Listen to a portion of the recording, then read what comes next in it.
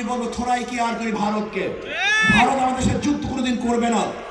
যদি যুদ্ধ করার দুঃসাহস দেখায় তাহলে ভারতের কালো হাতকে ভেঙে দেব। যদি ভারত আমাদের সাথে যুদ্ধ করতে চায় তাহলে বাংলাদেশের প্রত্যেকটা নাগরিক তার ঐক্যবদ্ধ হয়ে ভারতকে এমন শিক্ষা দিবে, এমন পরাস্ত করবে, তাদেরকে এমন ভাবে পরাজিত করবে যে পরাজিত ভারত কোনোদিন দেখে নাই, দেখবে না ইনশাআল্লাহ। আমি বলবো ভারতকে, আপনি উস্কানি দিচ্ছেন, আপনার লোকজন আমাদের উপ হাই কমিশনকে আক্রমণ করেছে, আক্রমণ করছে হাই কমিশন নয়, বরং আমি বলবো বাংলাদেশে আক্রমণ করেছে। ভারত আমাদের পতাকা অপমান করেছে, আমি বলবো ভারতে বাংলাদেশের পতাকা অপমান হয় নাই, গোটা বাংলাদেশ অপমান করেছে।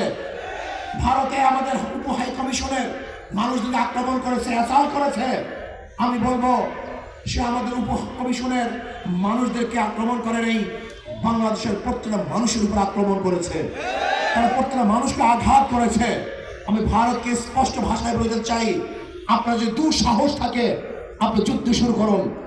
আমরা আগে করতে চাই না, আমরা আগে লড়াই করতে চাই না, আমরা চাই পার্শ্ববর্তী প্রত্যেকটা কান্ট্রির সাথে ভালো ব্যবহার করতে, ভালো সম্পর্ক রাখতে।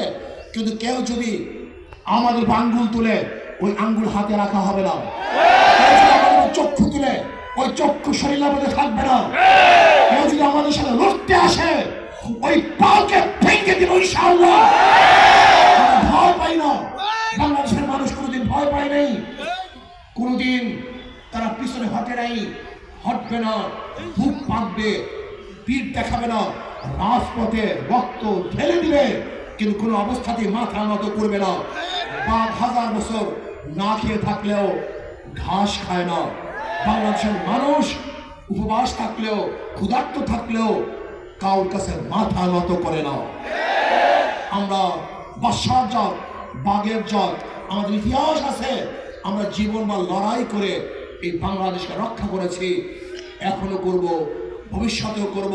তৈয়ার থাকুন, ভারতের যে কোনো আগ্রাসী হামলা থেকে আমরা ইনশাআল্লাহ অবশ্যই তাদেরকে প্রতিহত করব, বাধা দেব, এদেশকে স্বাধীন রাখবো ইনশাআল্লাহ। আজকে হোক কালকে হোক ইসলাম হুকুমাত কায়েম করব। আল্লাহ আমাকে এবং আমাদের সব